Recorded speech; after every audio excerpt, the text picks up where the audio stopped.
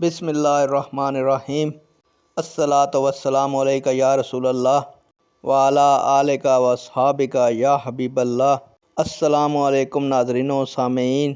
اللہ تعالیٰ سے دعا ہے کہ اللہ تعالیٰ آپ لوگوں کو صحت و تندرستی عطا فرمائے اور آپ لوگوں کی تمام دلی مرادیں پوری فرمائے۔